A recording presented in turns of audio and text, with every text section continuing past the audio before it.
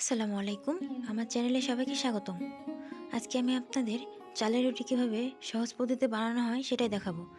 দেখুন, চালের গুঁড়া আমি সুন্দর করে ড্রো করে নিচ্ছি। এখন সুন্দর করে ড্রো করে লম্বা একটা ফালি করে নেব। তারপর আমি সুতার সাহায্যে সুন্দর করে পিস পিস করে কেটে নেব। তাহলে রুটির শেপটা খুব সুন্দর হয়, রুটি দেখতে গোলাকার হয় এবং সুন্দর ফুলে ওঠে।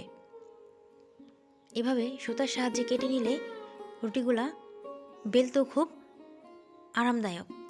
আমরা গ্রামীণ পরিবেশে ঠিক এভাবেই চালের রুটি তৈরি করে থাকি। দেখুন কত সুন্দর সুন্দর গোল গোল শেপ হয়েছে। এখন সুন্দর করে বেলে নেব। আপনারা চাইলে আমার ভিডিওটি ফলো করে বাসায় চালের রুটি এভাবে বানিয়ে ট্রাই করতে পারেন। তো দেখুন কিভাবে রুটিগুলো ফুলে ওঠে। তো বন্ধুরা, আমার ভিডিও যদি ভালো লেগে থাকে তাহলে অবশ্যই লাইক, কমেন্ট এবং শেয়ার করবে। অবশ্যই বেশি বেশি সাবস্ক্রাইব করে দিবে। দেখো, মাটির চুলায় শিকের সাহায্যে চালের রুটিগুলো সেঁকে নিচ্ছি। চালের রুটিগুলো বেশ সুন্দর ফুলকো হবে।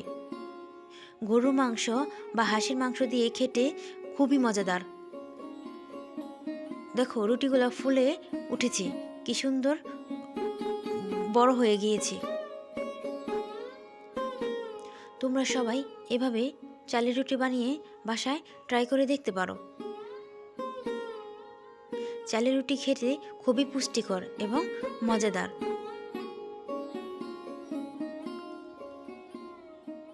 দেখো কত সুন্দর আমার রুটিগুলা ফুলে গিয়েছে, দেখতে বেশ সুন্দর হয়েছে, খেতেও খুব মজা।